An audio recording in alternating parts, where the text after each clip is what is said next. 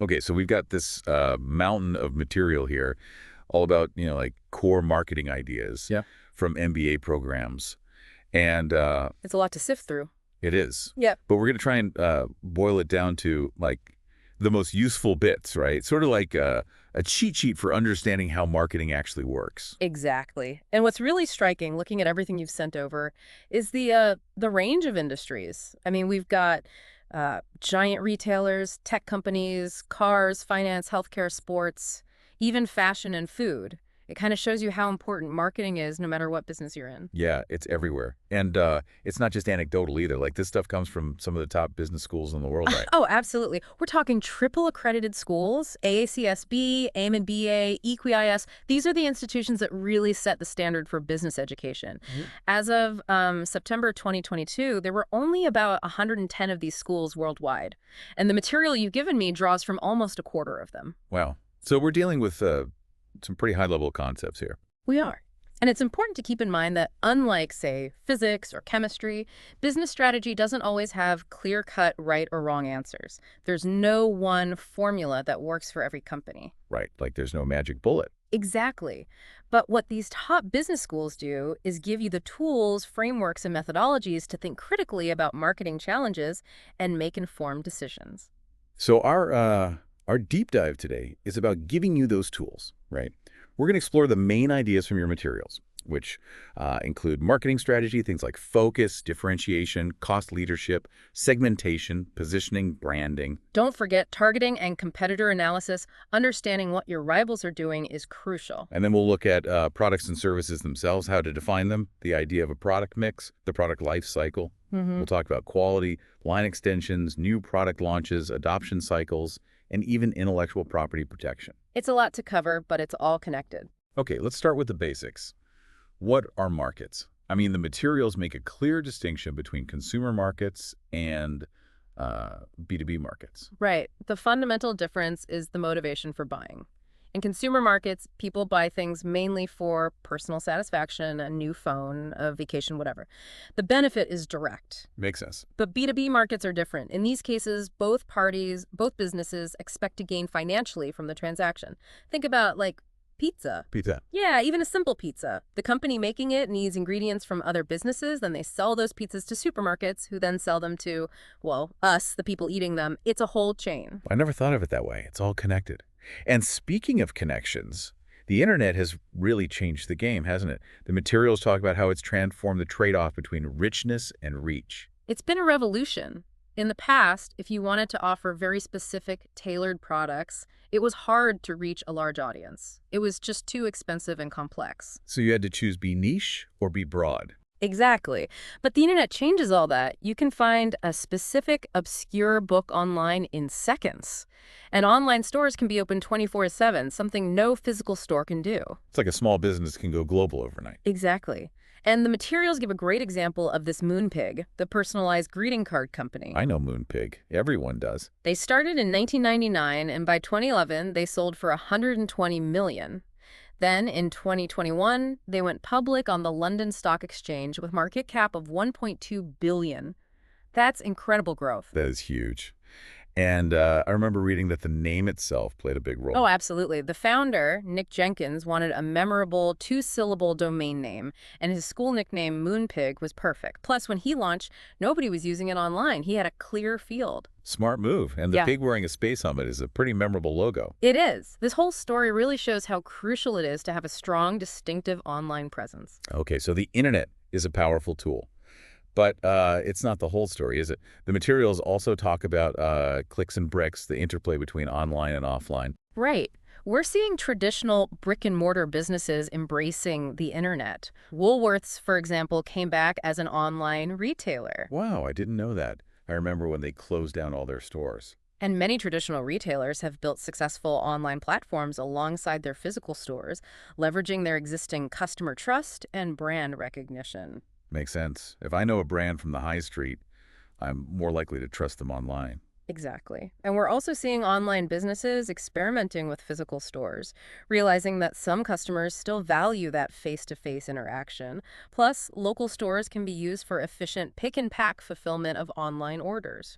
So it's becoming more and more about combining the best of both worlds. Definitely. And then there's the phenomenon of viral marketing, which the internet has really amplified. Viral marketing. Everyone wants that, right? Yeah. To understand why it's so powerful, the materials compare different types of networks. Traditional media, like TV and radio, follow what's called Sarnoff's law. It's a one-to-one broadcast model. The value increases linearly with the number of people reached. One to many. Then there's the telephone network, a many-to-many system. The value increases much faster exponentially as more people join because the number of potential connections explodes. That's Metcalfe's law. So the network gets more valuable with each new user. Right. But the internet adds another layer. With online groups and communities, the potential value explodes even further. That's Reed's law. So viral marketing taps into this power of networks. Exactly. But, and this is crucial, even the most viral campaign won't work if the product or service is bad. It all starts with something people genuinely want to share and recommend. Quality over hype. Always. But of course, the internet also brings challenges. It's not all sunshine and roses. Even if you're not selling online, you're now competing with businesses worldwide.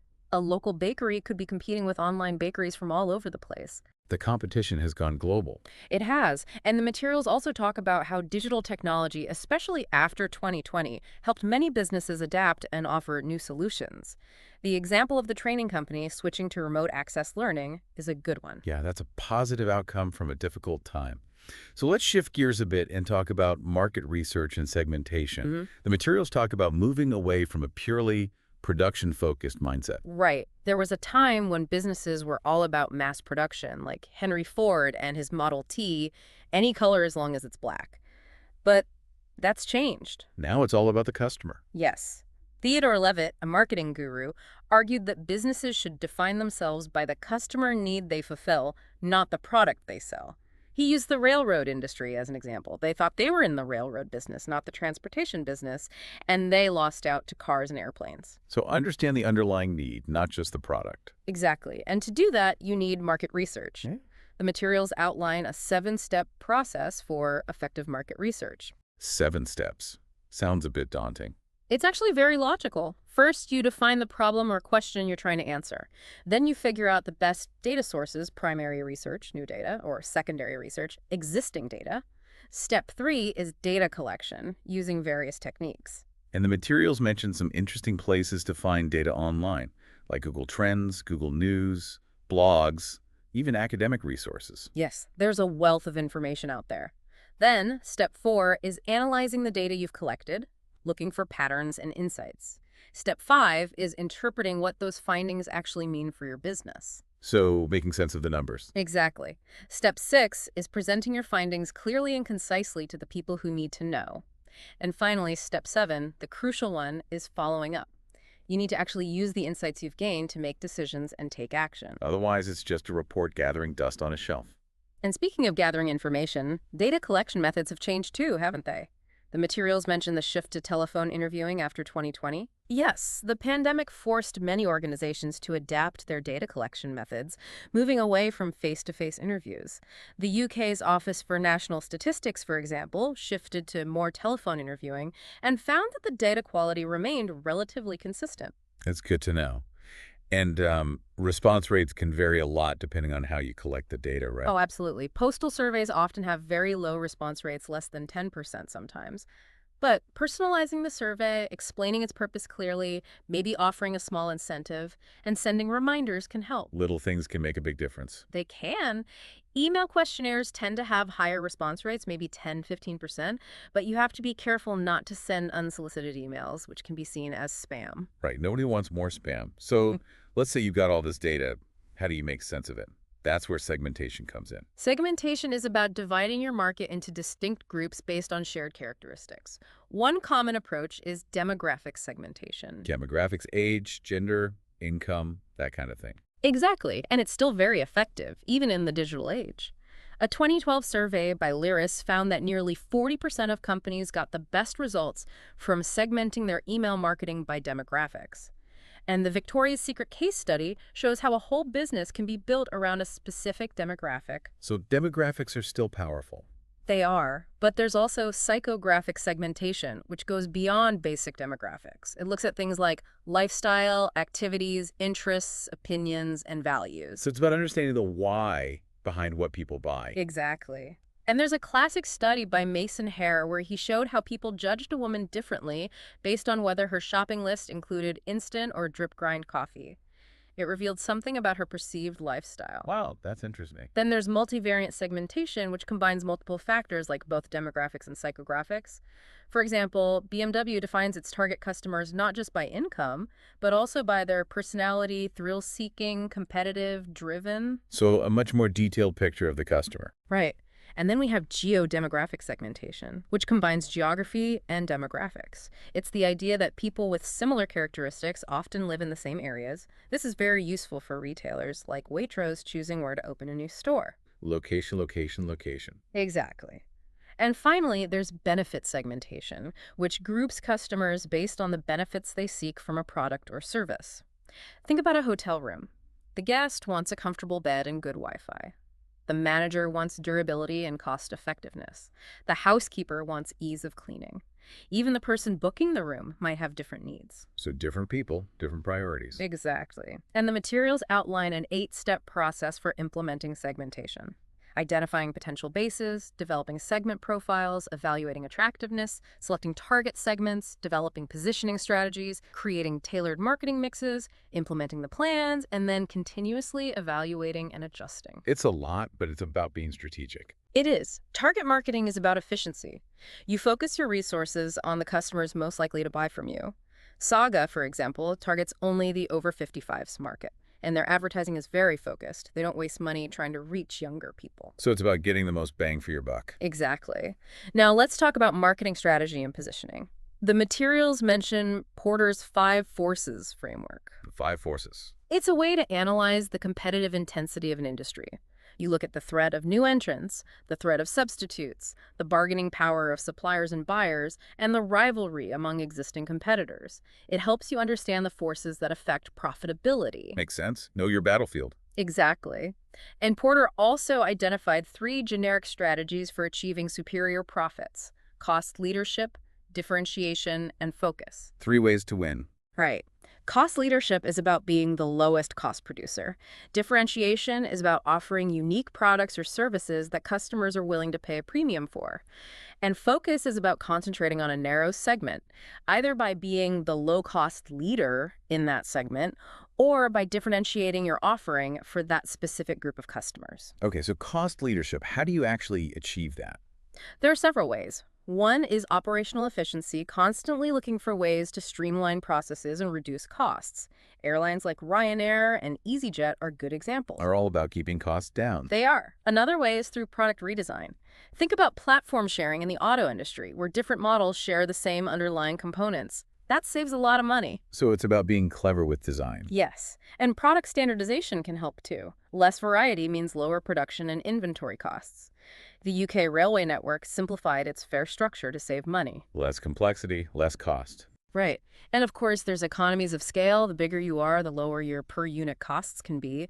Large companies have more bargaining power with suppliers. So size can be an advantage. It can be, but differentiation is a powerful strategy too. How do you stand out in a crowded market? It's about understanding what your customers truly value and are willing to pay for. Apple, for example, differentiated itself with a user-friendly operating system, and they've maintained that focus on design and user experience. They've built a whole brand around it. They have. And companies like Sony and BMW focus on offering unique features that justify a premium price. It's about finding your niche and owning it. Makes sense. Now, the materials challenge the idea of first mover advantage. Right. There's this myth that being first to market guarantees success. But research by Tellis and Golder shows that many pioneers actually fail. Procter & Gamble, for example, is often credited with inventing disposable diapers, but a company called Chuck's did it first years earlier. So being first isn't always a guarantee. It's not. Being first can be risky. You have high development costs, you're not sure if the market will accept your product, and later entrants can learn from your mistakes. So it's not just about being first, it's about being the best. Exactly. Now, to understand the competitive landscape, You need to consider Porter's 5 forces, those factors that shape industry attractiveness. We talked about those earlier. Yeah, we did. But it's worth reiterating. You have the threat of new entrants, the threat of substitutes, the power of suppliers and buyers, and the intensity of rivalry. Understanding those forces gives you a clear picture of the competitive battlefield. Okay, so we've looked at the industry. What about the broader external environment? The materials introduce pestle analysis. Pestle analysis helps you analyze the macro-environmental factors that can impact your business. It stands for political, economic, social, technological, legal, and environmental factors. So it's the big picture stuff. It is. For example, a government's car scrappage scheme can boost car sales, like it did for Pendragon.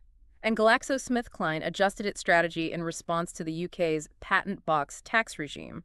These external factors matter. They do.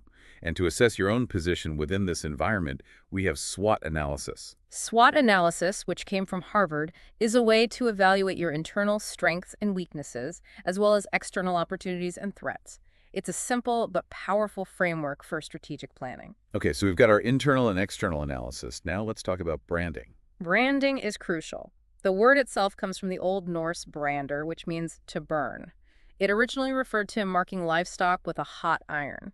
But the modern concept of branding emerged in the 1950s, with companies like Procter & Gamble creating distinct identities for their products. So it's about standing out from the crowd. It is. A strong brand builds trust and credibility. People are loyal to brands they recognize and trust, like Coca-Cola or Cisco. Brands can be global, too. They can.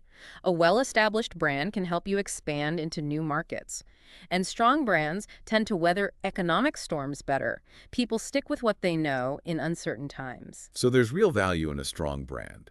But brands can also be damaged, right? Absolutely. Think about the BP oil spill or the Toyota recalls. These events can destroy years of hard work in an instant. Reputation is fragile. It is. So managing your brand carefully and having a good crisis management plan is essential. Okay, so we've talked about brands. What about the marketing mix? The marketing mix, or the 4P's product, price, place, and promotion, is a framework for creating and implementing marketing strategies.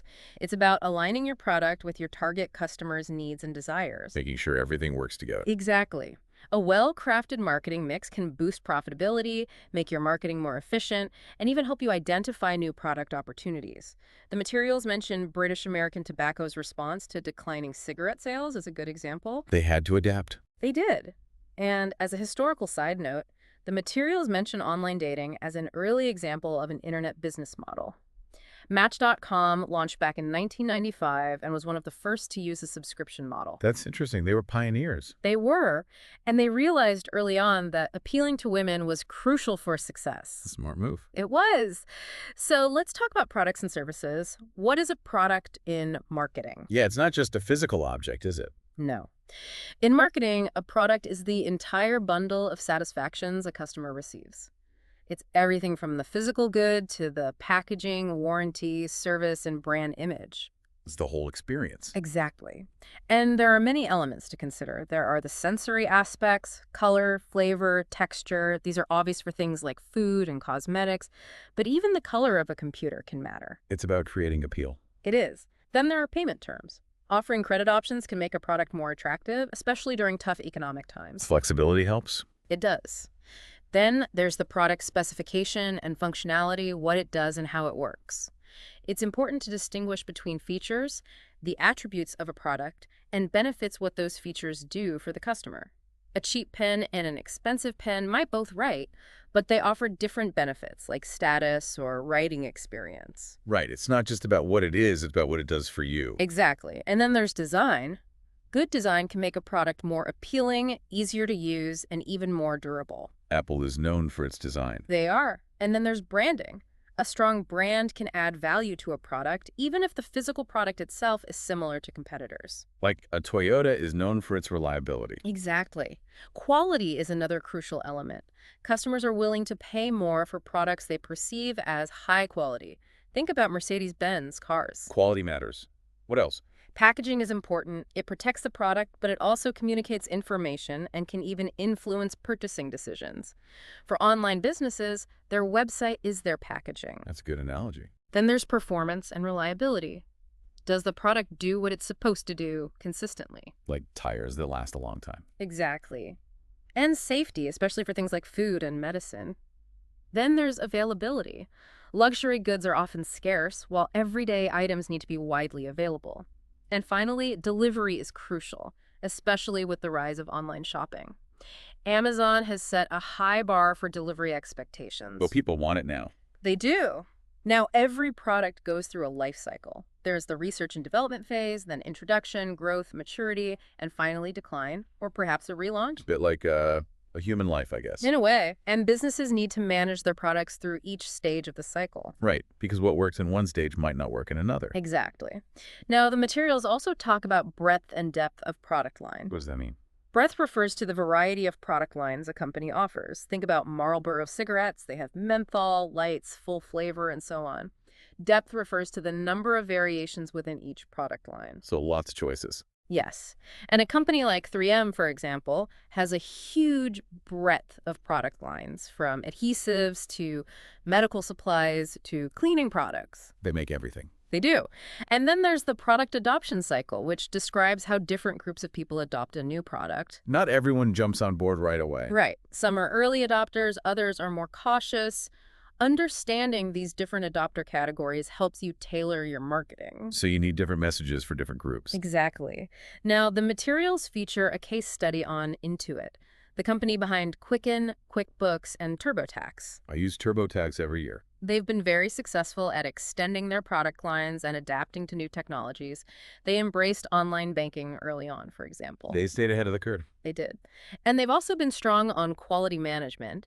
They followed Deming's system of profound knowledge, a focus on continuous improvement. Always getting better. Right. This includes things like total quality management, quality circles, and Six Sigma, which Motorola famously used. So quality is a continuous process, not a one-time thing. Exactly. Now let's talk about advertising. There are some enduring rules captured by the UACCA framework. UACCA. It stands for unawareness, awareness, comprehension, conviction, and action. It's a model of how advertising works. First, you have to make people aware of your product. Then they need to understand what it is and what it does. Then you have to convince them that they need it. And finally, you have to get them to take action, buy it, try it, whatever. A step-by-step process. It is. And market research is crucial for choosing the right media for your advertising. You have above-the-line advertising, which is mass media, like TV and radio, and below-the-line advertising, which is more targeted, like direct mail or online ads. Right. Different approaches for different goals. Exactly. And the lines are blurring, of course. With digital media, you can target very specifically. And there's push and pull marketing. Right. Push marketing is about pushing your product through the distribution channels, like giving retailers incentives to stock your product. Pull marketing is about creating demand among consumers so that they ask retailers for your product. So creating a buzz. Exactly. And it's crucial to measure the effectiveness of your advertising. Don't just look at inquiries. Look at conversions, how many people actually bought something, and calculate your cost per order. Sometimes running an ad in the Sunday paper might be more cost-effective than a fancy online campaign. The numbers tell the story. They do. Now, when it comes to websites, there are some common design errors to avoid. Make sure your website is easy to navigate, loads quickly, and has clear calls to action. And don't forget about SEO, search engine optimization. SEO is huge. It is. It's about making sure your website shows up in search results. And don't just focus on hits, the number of visitors to your website. Look at metrics like bounce rate, how many people leave immediately, time on site, and pages per visit. So it's about quality traffic, not just quantity. Exactly. And social media is a powerful tool, too. It can drive traffic to your website and even generate sales. Everyone's on social media these days. They are, but platforms come and go. Twitter isn't as hot as it used to be, and TikTok is on the rise. You have to adapt. Stay flexible. And the materials mention some specific uses for social media, like building brand awareness, engaging with customers, and even running contests and promotions. Social media is a versatile tool, and businesses shouldn't forget about platforms like Wikipedia and LinkedIn. There's social media too. They are. Now let's talk about selling. Selling is different from marketing. Marketing is the thinking behind selling, understanding the customer, positioning your product, creating demand.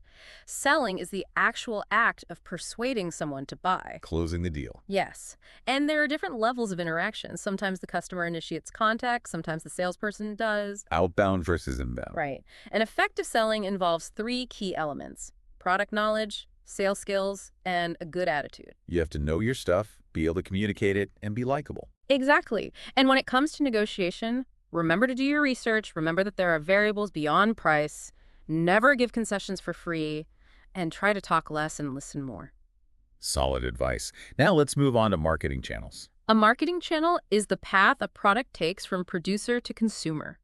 It can involve various intermediaries like agents, distributors, wholesalers, and retailers. Lots of players. There can be. And each member of the channel performs certain functions: promotion, contact, information gathering, matching supply and demand, negotiation, physical distribution, financing, and risk-taking. A whole ecosystem. It is. And there are different channel structures. You can sell direct to consumers, or you can use intermediaries. Specialty hi-fi stores, for example, offer expert advice, while supermarkets like Tesco and M&S are all about self-service. Different approaches for different products. Exactly. And when choosing a channel, you have to consider factors like customer needs, product characteristics, your own resources, cost effectiveness, markup, and whether you're using a push or pull strategy. Lots to think about. There is. And then there's the bullwhip effect in supply chains. A bullwhip effect. It's a phenomenon where small fluctuations in demand at the retail level can cause huge swings in demand further up the supply chain. This can lead to inefficiencies and waste. That sounds like a problem. It can be. Collaborative planning, forecasting, and replenishment (CPFR) can help mitigate this. It's about communication, coordination, cooperation, compromise, collaboration, and calculation, the 6 C's. Working together to smooth things out. Exactly. Now, the materials also discuss the virtual business model. Virtual business. It's a way to minimize risk and access specialized resources without the overheads of a traditional business. You might outsource certain functions, for example, or operate entirely online. So being lean and agile. Exactly. And outsourcing can have advantages. You can focus on your core competencies, and you can benefit from economies of scale. But there are risks too, like confidentiality and quality control. So choose your partners carefully. Always. Now let's talk about pricing. A key concept here is price elasticity of demand. Elasticity. It measures how sensitive demand is to changes in price. If demand drops sharply when you raise the price, demand is elastic. If it doesn't change much, demand is inelastic. So it tells you how much wiggle room you have with pricing. In a way. But there's no perfect formula. Elasticity can change at different price points. For example, demand for vodka might be inelastic at low prices, but very elastic at high prices. So you have to experiment and see what works. You do. And it's important to understand the different market structures. There's perfect competition, where many small firms compete, selling identical products. There's monopoly, where one firm dominates. There's duopoly, with 2 major players. And then there's oligopoly, with a few large firms. Like Coke and Pepsi. Exactly. And in oligopolies, there's a risk of collusion companies working together to fix prices. The materials mention British Airways and Virgin Atlantic potentially colluding on fuel surcharges as an example. Not good for consumers. No. Now, the materials feature a case study on Catalant, formerly Hourly Nerds, which disrupted the consulting market by shifting the price-demand curve. They made high-end consulting more affordable. They did, and this highlights the importance of understanding your target market and their price sensitivity. Right. What are people willing to pay? Exactly. And pricing decisions are rarely easy. You have to balance demand elasticity, your break-even point, your desired brand positioning, and where your product is in its life cycle. Lots of factors to juggle. There are, and there are different pricing strategies. Price skimming, where you start with a high price and gradually lower it, often used for new technology. Penetration pricing, where you start low to gain market share. Competitive pricing, where you match your competitors' prices. Premium pricing, where you charge more for a perceived higher quality product. And cost plus pricing, where you add a markup to your costs. So many choices. There are. And online businesses can use dynamic pricing, adjusting prices in real time based on demand. Think about airlines like EasyJet and Ryanair, or even the Eurotunnel. Supply and demand in action. Exactly. And as costs rise, pricing power becomes even more important. Unilever, for example, has been able to raise prices without losing too many customers. That's the goal, right? It is. Now, let's talk briefly about organization, people, and operations. The materials touch on the importance of organizational structure. How a company is structured. Right. Cisco, for example, had to adapt its structure as it grew into new markets. And the concept of the organizational chart actually has its roots in the railroad industry. Who knew? It's an interesting bit of history, and there are many. Thanks for watching the video. Don't forget to subscribe and check the link in the description to get your Pareto pack, mini guides to learn more from this and all the other books